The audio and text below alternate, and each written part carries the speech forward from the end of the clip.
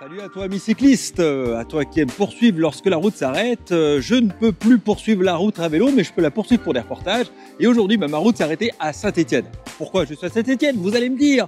Parce que Saint-Étienne inaugure aujourd'hui une grande exposition dédiée au vélo qui s'appelle Bicyclette, avec un S à la fin, faire des vélos et non pas faire du vélo, puisque Saint-Étienne, comme vous le savez, historiquement, était le siège de la grande époque de l'industrialisation du vélo français dans les années 60, 70 et même avant, où on fabriquait des vélos français en acier. Et aujourd'hui, on assiste à un véritable renouveau avec énormément de marques, de cadreurs qui se sont développés à la fois pour la route, pour le gravel, pour le vélo de voyage, pour les vélos cargo, pour les vélos musculaires, pour les vélos essence électrique. Et on célèbre aujourd'hui ici à Saint-Étienne ce savoir-faire. Donc j'ai été invité pour découvrir cette exposition. C'est une petite avant-première avec tous les médias et la presse. Et donc dans cette vidéo, je vais vous faire à la fois découvrir comment est organisé un peu ce salon. Et je vous invite vraiment à venir voir ces machines magnifiques et célébrer en fait cette fête du vélo à Saint-Étienne.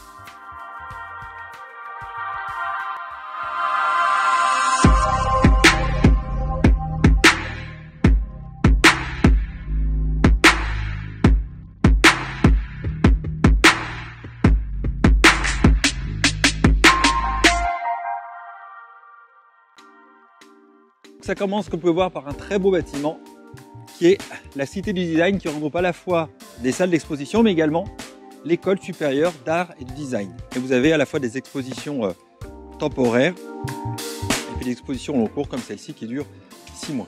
Alors là, je vous fais découvrir un moment où en fait il n'y a plus personne parce que la visite vient d'avoir lieu. Il y avait beaucoup de monde. Et ici, il n'y a personne, donc ça permet quand même de bien mieux découvrir. On a une première thématique qui s'appelle ici Finisher.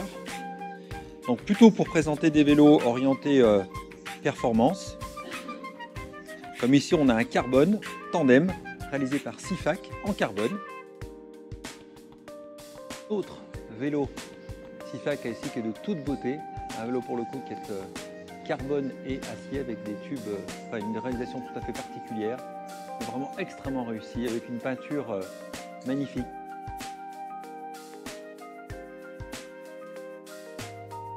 Et ici, Émeric Lebrun, le co-gérant de Sifac, qui a repris l'entreprise en 2002, si ma mémoire est bonne. Vous voyez, même les garde-boue sont en carbone, avec l'éclairage intégré.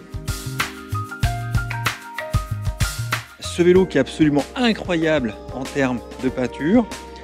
Un vélo qui nous vient directement de Prague, République tchèque. Voyez, avec cette peinture incroyable et même la selle est assortie en fait à ce gravel. Moi je trouve vraiment particulièrement réussi. Donc on a un vélo de carbone, vous voyez, avec les haubans. Ici on voit bien les fibres de carbone et même le pédalier ici un 3T est en carbone. Ici on est sur la partie innovateur. Alors on va retrouver les cycles Caminade ici avec un très beau vélo titane, la marque Caminade donc fondée par Brice et Paillet qui fait un magnifique travail avec vraiment privilégiant au maximum du Made in France, au moins du Made in Europe, et ici donc qui est animé par la boîte pignon. Donc la boîte pignon, comme on l'indique, en fait il y a des pignons dans le boîtier de pédalier, un peu comme une boîte de vitesse de voiture. Et ce qui fait qu'à l'arrière, vous n'avez qu'une seule couronne, mais les vitesses sont dans le boîtier de pédalier. Magnifique vélo avec un cintre qu'ils ont développé eux-mêmes, permettant d'avoir un éclairage intégré et puis de multiples positions. On peut voir ici un système de transmission de boîte de vitesse. Vous voyez comment ça fonctionne.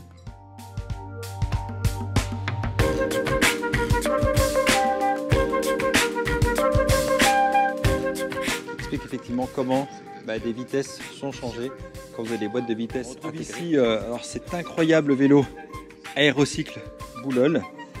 C'est un vélo que j'avais vu sur internet. Alors c'est très étonnant vu de près, vous voyez, c'est comme des pièces d'aviation avec des rivets. Un vélo entièrement en aluminium.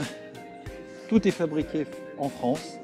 Et là, il a des roues Shimano, mais j'ai vu sur les réseaux il y a quelques jours qu'ils ont sorti leur propre roue composée de 2 flasques d'aluminium vissées l'une à l'autre. Alors, que valent-ils, je ne sais pas, mais en tout cas, on voit qu'il y a une effervescence dans le design.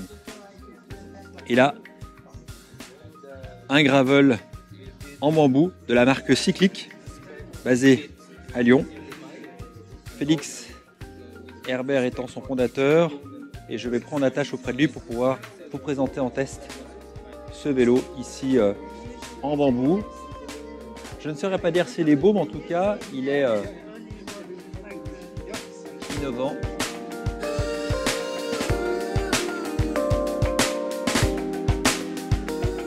Alors ici, on est dans un espace créateur. Donc là, ça laisse plus libre place au design. Avec ce vélo carbone tout à fait étonnant. Un vélo assistance électrique, mais vraiment avec un travail de design et d'intégration. Mais c'est presque une pièce d'orfèvrerie. Alors tout est en carbone. Ici, la maison Tamboite. Alors c'est une maison qui produit des vélos de luxe à Paris, qui va faire des vélos, par exemple pour Vuitton. Vous voyez, par exemple, on a ici ce vélo qui est tout à fait incroyable en termes de finition. Alors, on est vraiment sur un vélo hyper chic, hein, vraiment pour personnes plutôt argentées. Mais on peut souligner, quand on mène les beaux objets, le travail, regardez le travail effectivement admirable qu'il y a sur ce vélo Tamboite. Vous voyez le petit détail, hein, le rond de cuir ici à l'arrière.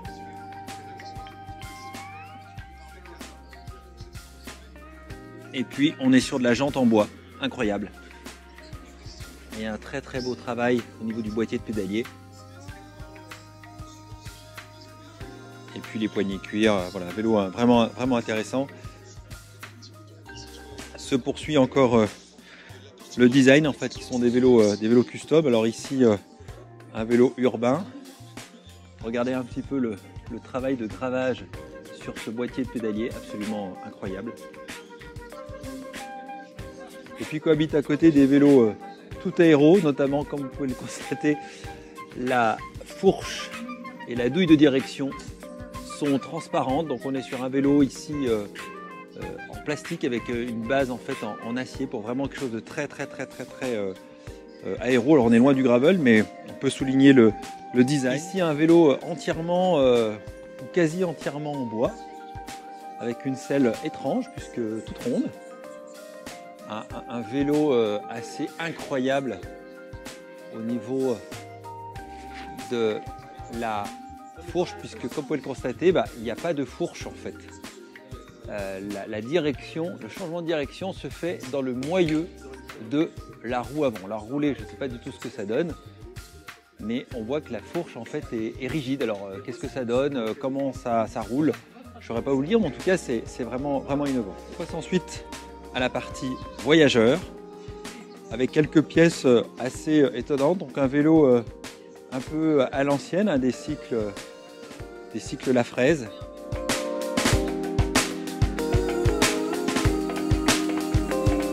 Donc un vélo en acier qui a ce côté un petit peu old school, à l'ancienne, mais vraiment intéressant. De l'autre côté, on va trouver le vélo de Maël. Maël, je vous mets le lien au-dessus, pour lequel j'avais déjà fait un reportage. Mel donc est un jeune cadreur situé à Troyes dans l'Aube, puisqu'on est toujours 3 dans l'Aube, avec des sacoches Made in Dijon qui sont faites par Marion Baïcantin, avec une bagagerie qui était faite entièrement sur mesure. Alors c'était le vélo qui était vainqueur du concours des machines 2021, et puis l'autre vélo était le vélo de Pêche-Trégon, imaginé par Mathieu Cholet. Un vélo tout à fait étonnant. Je vous laisse regarder un peu la fourche telle qu'elle a été conçue. Et en fait, c'est un système qui permet d'avoir du gaz et de faire chauffer. Enfin, il y a tout un système très ingénieux qui a été pensé sur ce vélo. Une pièce assez unique. Allez, quelques gravels encore. Ici, un gravel de chez Distance. Donc Distance étant la marque prête à porter des cycles Victoire. Donc là on a un vélo très très beau avec des jantes Mavic, acier bien sûr, assez fin et même la fourche est en acier. Moi j'aime bien ce type de vélo. Donc c'est le Distance modèle Croix-Morand. Il y a plein d'autres vélos que je peux vous montrer. Il y a beaucoup de vélos cargo. Alors si là je vais vous montrer celui-là parce qu'il est vraiment tout à fait étonnant. Un vélo qui est conçu à Saint-Étienne. Un vélo un peu hybride avec un éclairage intégré. Un vélo très élégant, vous constatez.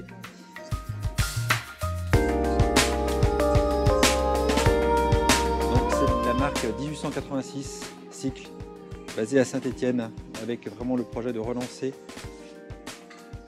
le vélo, en tout cas le savoir-faire stéphanois. Un Cargo London Titane, assez étonnant. Et puis ici, Cocorico Dijonais, 12 cycles.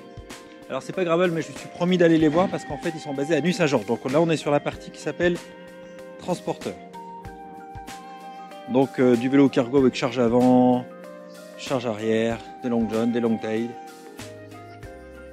Ce qui est intéressant de voir, c'est qu'on a vraiment un foisonnement actuel dans le vélo, avec énormément de marques, de concepts, avec toutes sortes de pratiques, et qui invite vraiment à la créativité, à l'innovation. Voilà encore un gravel en acier, marque fondée en 2007 par François Co. Très beau vélo de gravel. On retrouve un vélo de voyage de la marque Vagabonde. Ici la marque italienne Ingrid qui fait à la fois des pièces en aluminium adonisé et de l'impression 3D pour construire des dérailleurs. Sachant que cette marque est italienne, la seule chose qu'ils ne font pas malheureusement, c'est les shifters pour changer les vitesses. Mais c'est vraiment des pièces de toute beauté qui peuvent en plus, comme les pédaliers sont anodisés, on peut les choisir dans la couleur que l'on veut. Donc on peut vraiment le faire raccord par rapport à la peinture de son vélo si on a un sens esthétique et le portefeuille un peu développé. Alors ici on est chez Mac 1 et notamment Guillaume Bout. Faut regarder la vidéo qui est dédiée, qui va arriver très bientôt sur la chaîne, puisque j'ai fait une interview pour qu'il nous présente ce savoir-faire français, jantes et rayons. Le vélo de Raymond Poulidor, qui était son vélo de contre-la-montre. Alors effectivement, vu comme ça fait sourire par rapport au vélo de contre-la-montre actuel, mais ce vélo en fait a été offert à la demande de Raymond Poulidor. Il était équipé, monté par donc un cadre Reynolds 531, le groupe Campagnolo Nuevo Record. Et dommage que cette marque Mercier Vélo ait disparu et qu'il soit tombé, dire qu'au début ils faisaient des vélos trop de gamme, ils ont fini par faire des vélos pour la grande distribution, assez cheap et assez bas de gamme, ce qui était finalement le début de leur père. Et on termine cette vidéo devant ce magnifique vélo Batspad, en fait conçu et designé par l'agence No Design. Un vélo qui est en acier, 100% européen, puisqu'on va retrouver un pédalier Ingrid. On va retrouver des pneus Hutchinson qui sont fabriqués en France, des jantes Mavic en aluminium qui sont fabriquées également en France. La seule chose qui ne vient pas d'Europe, ce sont, comme ici, les shifters.